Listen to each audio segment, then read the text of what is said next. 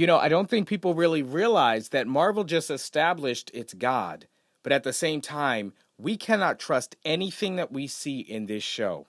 What's going on, YouTube? Welcome to WeSib's West Coast, East Coast Siblings, where we break down your favorite movies and TV shows. Of course, we are talking Loki episode 1 tonight. I got the green lights going. It's kind of making my eyes go nuts. Anyway, today, this is going to be a reaction, review, biggest takeaways, and predictions. There's a lot of stuff that went down in this episode. I'm surprised at how much. So before we get started, be sure to hit the subscribe button and click the bell so you don't miss, and let's dive right into it. So once again, I want to emphasize, don't trust anything that you see. We're going to go over my show notes here, but I want to preface this by saying Loki is the god of mischief, plus there is time travel here. So there are multiple opportunities and ways for them to undo things that we see. So when big things happen, this show has also gotten kind of a free reign on cameo characters, so they could bring in different characters for different reasons, do different things, some outlandish and crazy things, but don't react initially, because any of this stuff could just be undone via time travel or via it just being a trick of Loki. So with that, let's get into it. Now, this mainly deals with Loki after the events of 2012's Avengers. So it deals with him grabbing the Tesseract like we saw at the end of Avengers Endgame. But from there, he gets captured by the Hunter and brought to the TVA, the Time Variant Authority. Now, these people are responsible for maintaining the timeline, and this has been their appointed duty by a group of supreme beings called the Timekeepers. More on them later.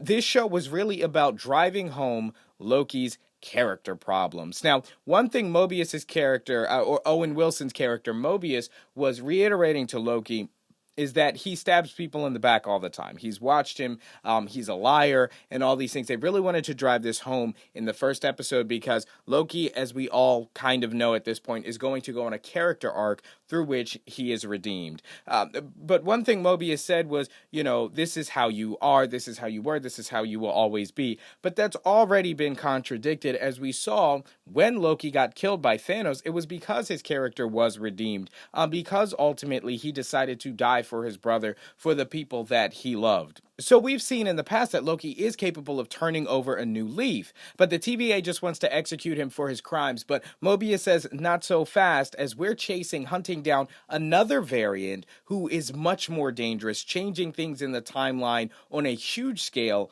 that could affect the entire MCU, the entire multiverse even. And so that variant is actually Loki himself. So it's kind of a Loki versus Loki thing. This show pulls a lot of aesthetic qualities from stuff like Blade Runner, and I've heard that the show is very much like a Rick and Morty and a Doctor Who type of show. Now, another character we briefly get introduced to, and she'll play an even bigger role later in the series, is Gugu Mbatha Raw's character, Ravonna Renslayer. So more on her later. She wasn't super important in this episode, but I do want to establish characters because this is the first episode, so we can get used to people's names. Another thing that happens is Infinity Stones basically don't mean anything at the TVA. Magic and those types of powers don't work. And that tells you that these timekeepers are immensely powerful because they had said in this episode that they were created to maintain the timeline. So I would assume the timeline.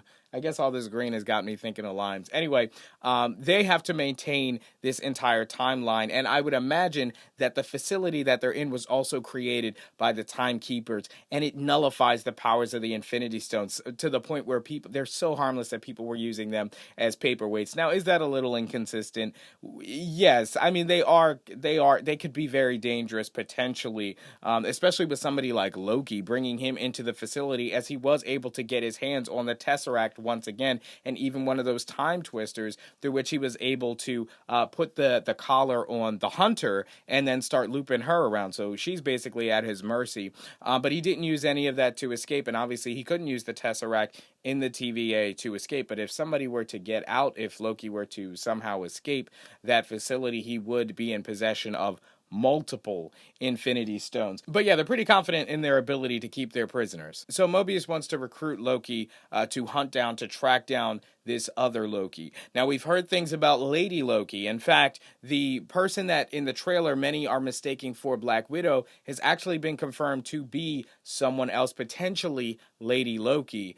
This version of Loki from another universe could be the one doing all this. We're not too sure why, but definitely that's something to keep an eye eye on. Now, it seems we got a glimpse of her in 1858 in Oklahoma, where it seemed the TVA was hunting down this hooded character, this cloaked character, and they set a ring of fire and, burned everyone down. That could potentially be Lady Loki as well. Now, one thing I want to point out is that this is the Loki that is employed by Thanos currently, but he got a glimpse into the future via the TVA time video player that Thanos ends up killing him. So Loki is definitely a rogue agent and will be looking to play some kind of trick, some kind of mischief on Thanos, because Thanos will probably be coming after him at some point in the show, which is why I want to emphasize, don't believe everything that you see. And I said this in the live stream with Jay Latacuente. They are playing with not only the God of Mischief, but also time travel. Two things that can make what you see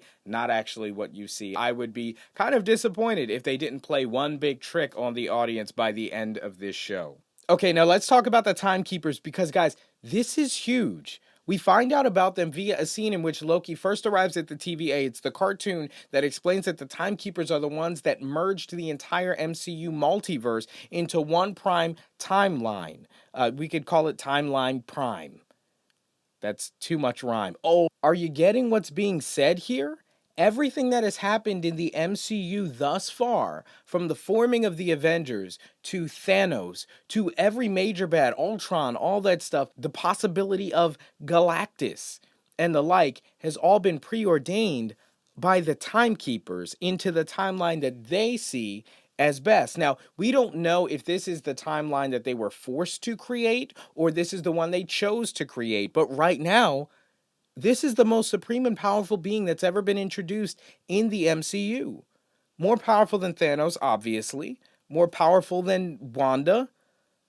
Because everything that they've ever done in the MCU has all been the plan of the timekeepers. So this is essentially Marvel's God, and there are 3 of them, which is interesting. And their workers are representatives of the TVA, and they go around making sure that their will is done and that the timeline is kept exactly the way that they want it. We know that in the MCU there are higher powers, but this is certainly the most powerful creature or creatures, multiple, that we've ever seen in the MCU. So what's interesting now is I'll have those lenses on watching every MCU property now, that everything happening from Shang-Chi to Black Widow to Doctor Strange and Spider-Man, all of this is part of the plan.